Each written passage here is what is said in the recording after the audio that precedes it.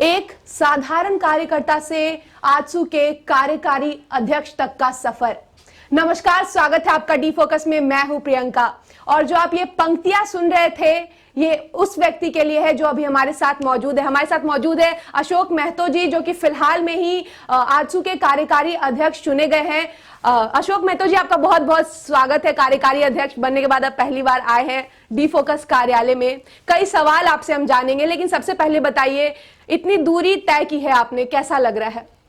देखिए, अभी पिछले महीने मैं बोकारो जिला का कार्यकारी अध्यक्ष हमारे आदरणीय सुप्रीमो सुदेश कुमार महतो जी के विश्वास पे, माननीय हमारे उमाकांत राजक जी के विश्वास पे मुझे और सभी कार्यकर्ताओं के प्यार के बदौलत मुझे बोकारो जिला का कार्यकारी अध्यक्ष बनाया गया है।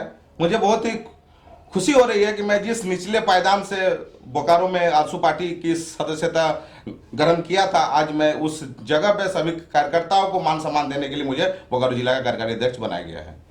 एक कहा जाता है कि हर वक्त की आजसू जो है वो जन मुद्दों को उठाती है, खड़ा करती है, लेकिन अभी जो फिलहाल चर्चा में बनी हुई थी भाषा आंदोलन, इसमें आजसू की क्या भूमिका रही?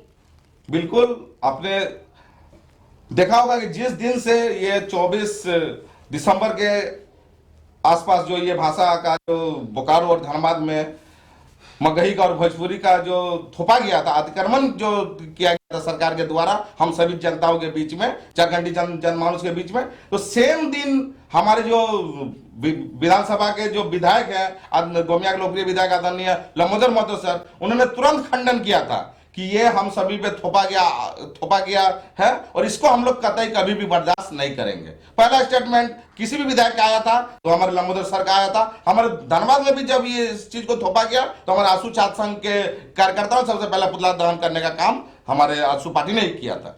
उसके बाद झारखंडी भाषा संघर्ष समिति का गठन हुआ और जन आंदोलन की तरफ ये रूपरेखा गया। आपने कहा कि आजसू के नेता आगे आए थे, लेकिन जो जेएमएम है वो कुछ और ही कहती है आप लोगों के बारे में, आजसू के बारे में। बीजेपी के बारे में भी उन्होंने कहा था, लेकिन आपकी पार्टी की भी मैं बात करूं तो आप शिक्षा मंत्री हैं जगन्नाथ महतो, आप तो जानते ही होंगे। जी बिल्कुल, उनका कहना है कि जो आजसू है वो बिन पेंदी का लोटा है। इस पे आपका क्या विचार है? देखिए, इस पे मेरा यही विचार है कि जिस समय ये भाषा को, भोजपुरी को और मगही को बोकारो धनबाद में थोपा जा रहा था, उस टाइम क्या वो गहरी निंद्रा में थे? विधानसभा में क्या वो सो रहे थे? उन्हें क्या नजर नहीं आ रही थी कि भाषा को, जो हमारे जो यहाँ 9 भाषा है, जो 5 और 4 क्षेत्रीय भाषा में जो है 9 भाषा जो है, क्या उसके अलावे क्या भोजपुरी और माघी का भी हो सकता था? क्या नहीं हो सकता था? वो उनके नजर में ये सारा चीज हुआ है। बाद में वो जो हमें आजसू को जो दोष दे रहे हैं, वो अपना चेहरा काली पोतने का काम कर रहे हैं। आजसू का इसमें कुछ नहीं बिगड़ने जाने का है। अगर भाषा आंदोलन की बात करें तो कई लोग कह रहे हैं कि एक कम्युनिटी बेस्ड आंदोलन था, क्या आपको भी लगता है? नहीं, ऐसा बात नहीं है। आप झारखंड में यदि आप देखते हैं, धनबाद और बोकारो की यदि हम बात करते हैं, तो निश्चित तौर पर सिर्फ एक ही जाति और भाषा के लोग नहीं रहते हैं, सभी जाति के लोग रहते हैं और सभी पे ये होता। आपको हम बता देना चाहते हैं आपकी जानकारी के लिए, यदि ये धनबाद और बोकारो में भाषा जो अतिक्रमण किया गया था, थोपा गया था भोजपुरी और मगही को, इसमें ना ही आदिवासी कम्युनिटी को किसी प्रकार का दिक्कत होता। इसमें दिक्कत जो होता वो सिर्फ जनरल को अधिक दिक्कत होता, और हम लोग जो ओबीसी है, ओबीसी को इसमें कहीं ना कहीं बहुत ज्यादा नुकसान होता। अच्छा, अगर मैं बात करूं भाषा आंदोलन की, तो आपने जैसा कहा कि हमारे नेताओं ने शुरू किया था, लेकिन कहा जाता है ये एक जन आंदोलन, एक पार्टी का आंदोलन नहीं था। इस पे आपका क्या कहना है? क्यों? इसमें कहीं से भी किसी भी सरकार का कोई भी जो नियम आता है, जो भी कानून पारित होकर विधानसभा से आता है, उसमें हक और अधिकार सभी को होता है। उसको मेरिट करने का, डिमेरिट करने का अधिकार सभी के पास होता है। आजसू पार्टी एक माटी की पार्टी है और जन आंदोलन से उपजी हुई पार्टी है, तो निश्चित तौर पे आजसू को ये चीज खटकेगा। लेकिन अब आपने जो कहा झारखंडी भाषा संस्कृति के लोग जो कर रहे थे, तो निश्चित तौर पे झारखंडी भाषा संस्कृति लोग कौन है? हम ही लोग हैं। वो अब भले ये एक राजनीतिक दल है, लेकिन आज 21 साल के बाद आपने देखा होगा इस तरह का आंदोलन हमारे क्षेत्र में चर्चित पे रहा और हम लोग इसको वापस करवाएं।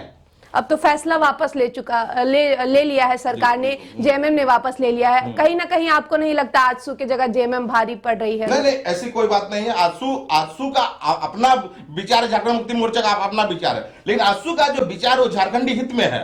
1932 का खतियान लागू कराना हम लोग आजसू पार्टी का मुख्य उद्देश्य है। हम लोग का एक ही बिहार भी जिस टाइम था उस टाइम भी यहाँ का जो जनमानस का जो पहचान होता था वो खतियान के आधार पर होता था। आज झारखंड है तो निश्चित तौर पे खतियान के आधार पर ही यहाँ का निवासियों का पहचान होनी चाहिए। अब भाषा आंदोलन सफल हो चुका है, कहीं ना कहीं आजसू पार्टी की भी भूमिका रही है इसमें, इस पर क्या कहना है जो अब लोग का जो आंदोलन है वो रंग लाया? नहीं ठीक है, भाषाई आंदोलन सिर्फ बोकारो और धनबाद से वापस हुआ है भोजपुरी में, बाकी 7-8 जिले में अभी भी बदस्तूर जारी है।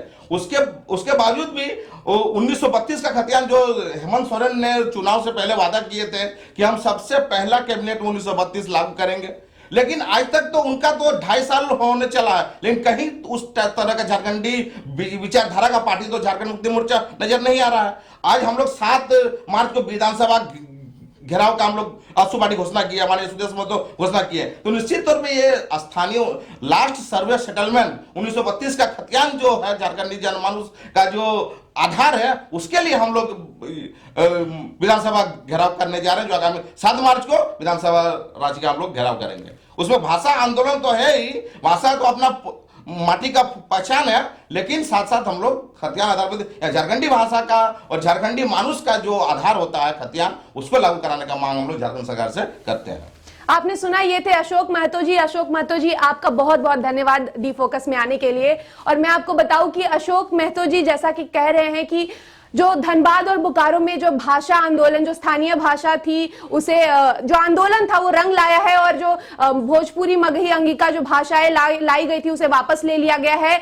लेकिन ये जो आंदोलन था सिर्फ भाषा को लेकर नहीं था, और आजसू पार्टी एक बार फिर 1932 खतियान लागू करने के लिए, जिसकी घोषणा बहुत पहले सरकार ने की थी, उसे लागू कराने के लिए एक बार फिर जो है आंदोलन करने जा रही है, और इसे ये सफल करने की बात कह रहे हैं। कैमरामैन प्रमोद के साथ मैं प्रियंका, डी फोकस।